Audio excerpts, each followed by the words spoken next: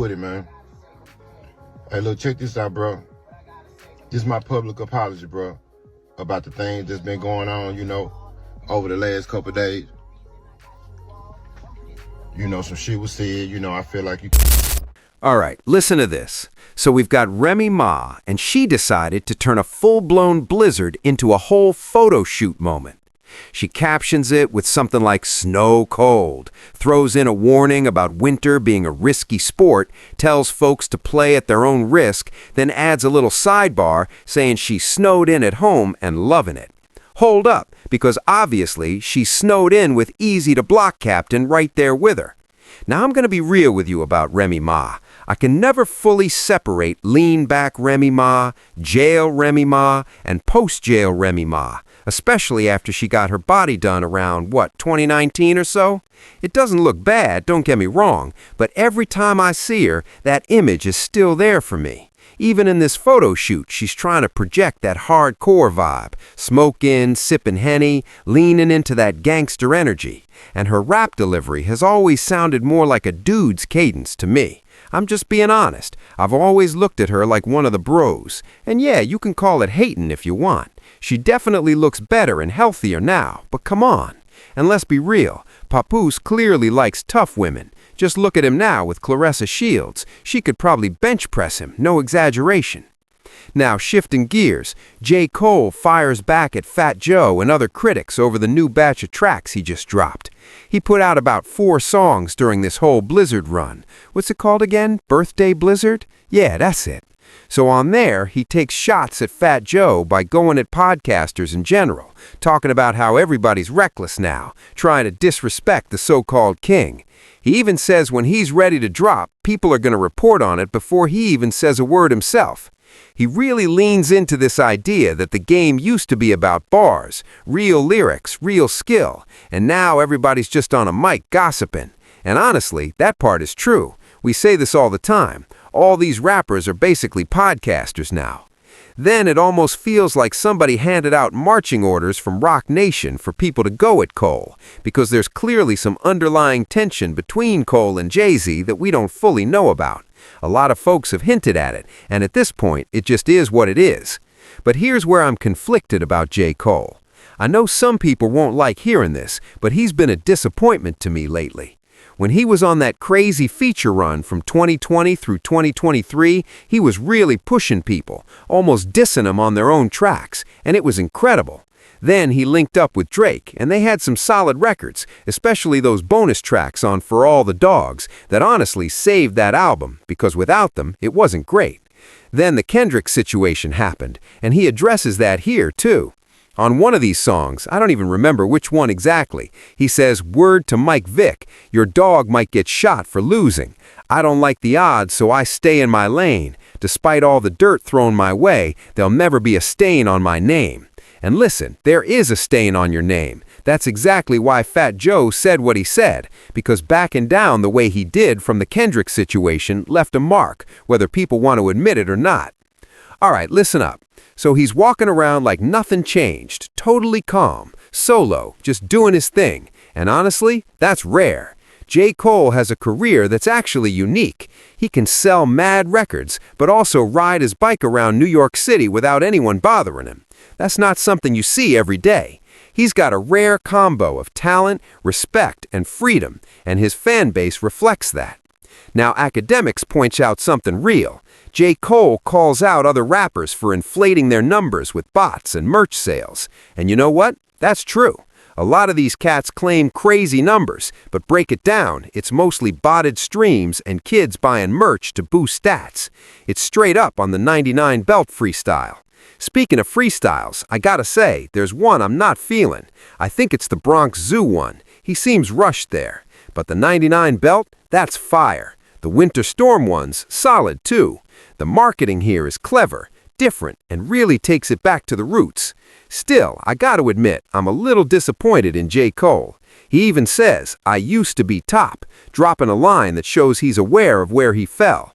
The apology dropped him from the top 3, and honestly, that's fine. He's probably at his best when people doubt him. That's clearly a shot at Fat Joe and others who were talking trash. And yeah, Fat Joe and Jackass even said they can't rate J. Cole after he bowed out. True statement.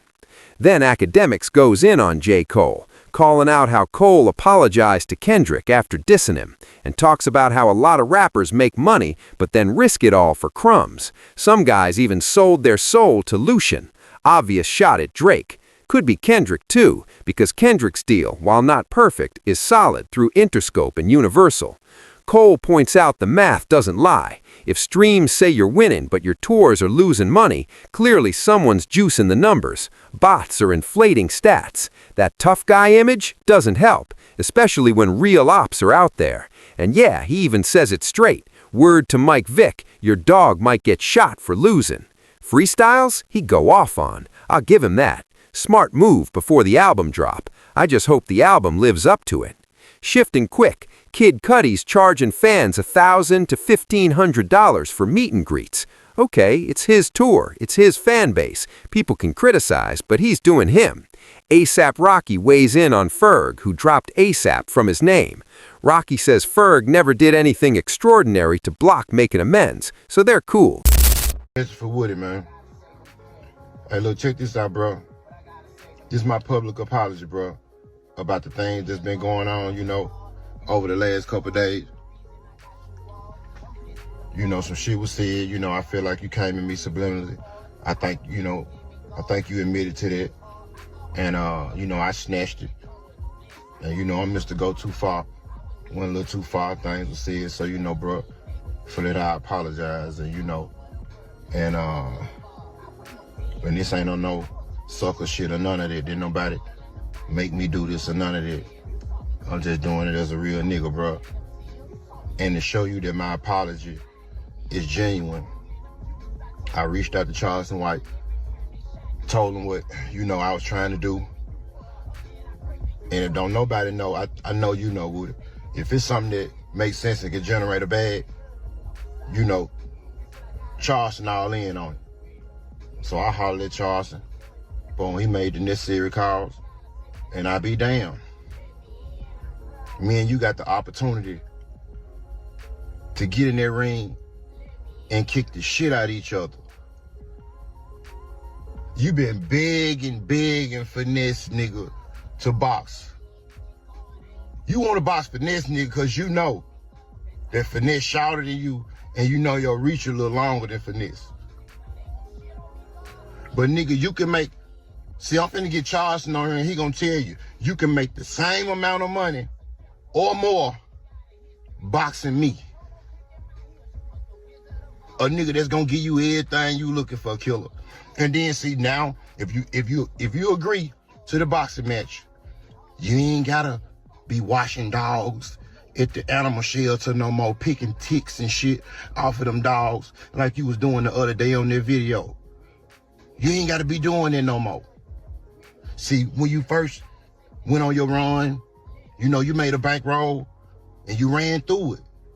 Cause you been changing alternators and spark plugs and shit on track hawks. Like I got all this shit on video. So now we both got a chance to make a bag. Doing what we grew up doing, what we love. Well, I know what I love to do. I'm 46, Woody. You what, 30, 31, 32? Ain't no way I supposed to be on this motherfucking social media site talking like this. Nigga, sign the paperwork, nigga. Whenever you get it, sign it, nigga.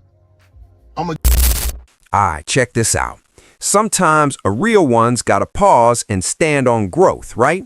He said he spoke out of emotion and went too far, and this is his public apology, straight up. Here's Charleston White calling it. Woody's got no heart. All he knows is breaking a nut car. You ain't no killer. You're a certified car thief, part-time mechanic. And then he drops, let's do it for the culture with your soft ass on my mama. I'm just imagining that energy, man. He's really trying to see the kid face to face. And then, hold up, 50 Cent. Now that would be a wild fight. Honestly, that would be hilarious. And lastly, Diddy's son and 50 Cent. Yeah, they got into it too. He even dubbed the song he was performing on stage, I Miss My Dot. Crazy. That's pretty much it. This is Jordan Tower with JT News. Not a ton of news today, but I appreciate you riding through it with me. Oh wait, there's one more. Listen to this story. I forget whose podcast it was on, but it's Steve Rifkin. This guy's the founder of Loud Records, Mobb Deep, Prodigy, solo albums, Big Pun, Fat Joe, Wu-Tang, you name it, he ran it. And get this, he's a gangster. His dad was in the mob, seriously. And apparently Al Sharpton, believe it or not, he had a gangster past too, back in the 80s. Sharpton actually worked as a cooperator with the FBI, recording mob conversations to lock people up and avoid jail. Meanwhile, he was doing dirt himself, and Steve Rifkin even had to slap him at one point for interfering with his business. I believe it too. I've seen Steve Rifkin before, and that guy is no joke. Serious energy, bro. Heard all the stories. He's legit. Anyway, let me know what you think about the J. Cole situation. Personally, I think it's good. He's addressed a lot of the stuff already. Maybe it doesn't all need to hit the album, but at least now no one can say, oh, he didn't even talk about it.